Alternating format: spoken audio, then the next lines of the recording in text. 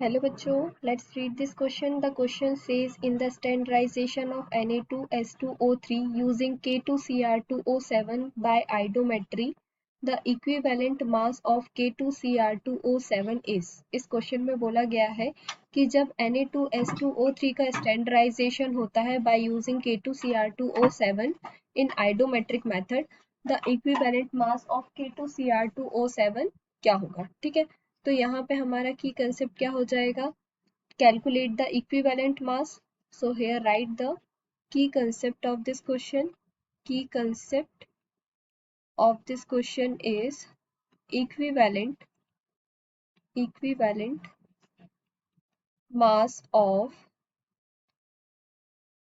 K2Cr2O7. ठीक है, तो यहाँ पे हम K2Cr2O7 का इक्विवेलेंट मास कैलकुलेट करना है.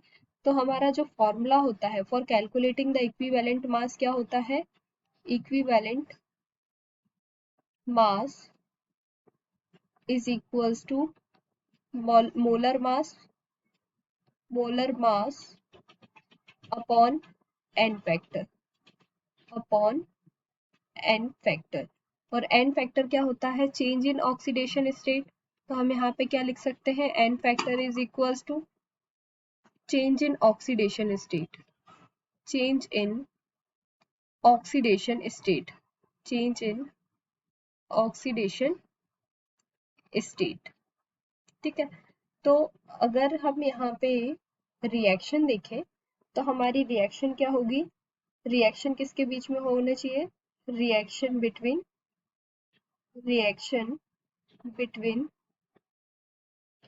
Na2S2O3 and K2Cr2O7 के बीच में रिएक्शन होगी. तो यहाँ रिएक्शन क्या हो जाएगी, S2O3 2 minus ion react with Cr2O7. तो एसिडिक सॉल्यूशन में है तो यहाँ पे क्या आ जाएगा, हाइड्रोजन आयन.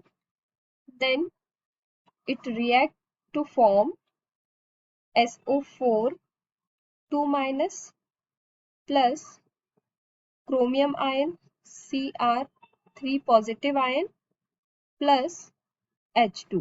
ठीक है, तो इस रिएक्शन को अगर हम बैलेंस करेंगे तो यहाँ पे S2 सल्फर का नंबर इक्वल करने के लिए हम यहाँ पे 3 ऐड कर देंगे और SO4 के आगे भी हम यहाँ पे 6 ऐड कर देंगे. ठीक है, देन Cr2O7 का क्रोमियम का नंबर इक्वल करने के लिए हम यहाँ पे 4 ऐड कर देंगे. तो यहाँ 4 2 8 हो जाएगा और यहाँ पे हम 8 ऐड कर देंगे क्रोमियम के आगे. देन यहाँ पे 13 ऐड करेंगे H2O के आगे, तो हाइड्रोजन का नंबर इक्वल करने के लिए हम यहाँ पे 26 ऐड कर देंगे. तो इस तरीके से जो ये हमारी रिएक्शन है Cr2O7 दिस इज 2 माइनस,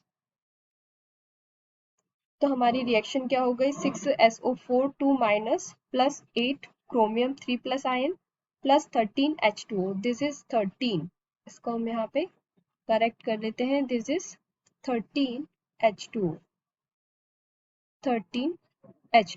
ठीक है, तो अगर हम क्रोमियम का देखें Cr2O7 का, तो ये यहाँ पे क्या है, +6 ऑक्सीडेशन स्टेट में है और यहाँ आके इसकी ऑक्सीडेशन स्टेट क्या हो जाएगी, +3 ऑक्सीडेशन स्टेट होगी.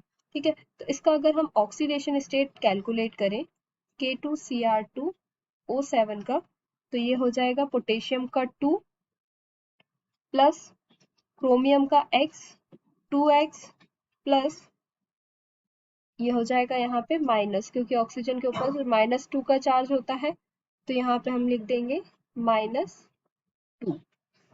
This is -2 into 7 is equals to 0 हो जाएगा. ठीक है, तो 2x is equals to, this is 2x minus 12, 2x minus 12 is equals to -12. ये आएगा 2x minus 12 is equals to 0. तो x की वैल्यू क्या आ जाएगी हमारी, 6 आ जाएगी. ठीक है, +6. तो ये यहाँ पे हमारा Cr2O7 के +6 से किस में कन्वर्ट हो गया, +3 में कन्वर्ट हो गया. तो यहाँ पे अगर हम oxidation state of chromium in K2Cr2O7 changes from +6 to +3 and net change in oxidation number, net change in oxidation number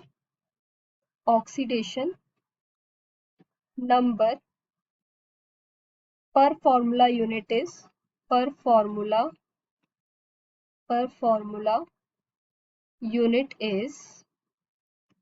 क्या आएगा +6 आ जाएगा।